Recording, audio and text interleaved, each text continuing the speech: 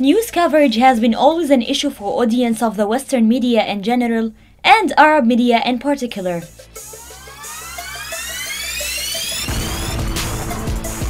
When tackling the Middle Eastern news outlets that are established in the Gulf region, various organizations who are operated on the Gulf suffers from subjective, politicized and controlled frameworks.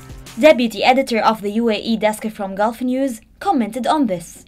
So obviously I see quite a lot of difference between UK newspapers and newspapers here, mainly in terms of content. I think certainly some of the newspapers in the UK is known for being much more aggressive type of media, and it can be much more questioning, I think, at times. But certainly here at the Gulf News, I suppose I had a misconception before I came here that it would be more restricted than it is.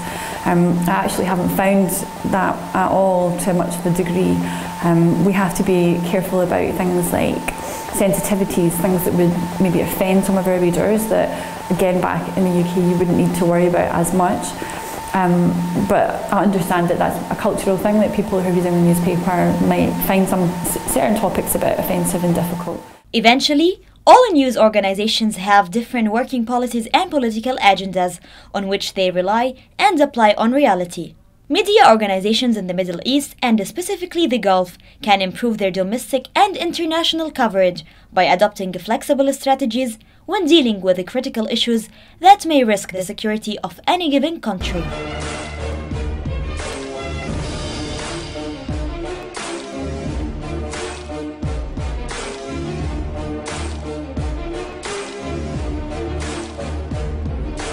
As long as your stories are based in properly researched facts and they're properly balanced, then that is overriding. And actually here we're really lucky, we have a very progressive editor-in-chief whose attitude is that as long as the stories are properly researched and properly worked on, that there doesn't seem to be a particular angle or overriding concern. You know, it's more about the merit of the story. If the story has value, if it's something that we should be looking at, if it's something that affects our readers, that is the most important concern.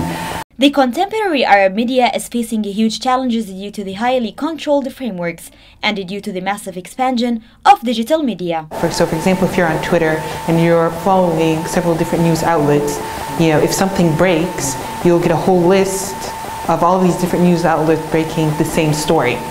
So it really pushes, it makes a lot more pressure for news outlets to be getting the story first, but at the same time you want to think about what then can you as a media group do to add more value to that breaking story, because everybody's going to have the same breaking story. What differentiates you is what you do after that with that breaking news.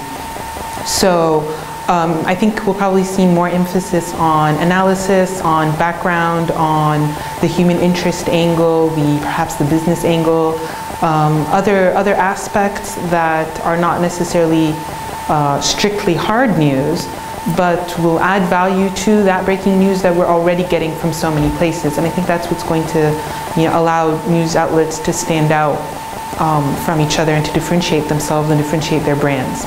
Arab media organizations operating in the Gulf should face the new digital challenges, regulate their frameworks, and promote liberal, flexible, and unbiased institutions in order to elevate the credibility and objectivity of their coverage.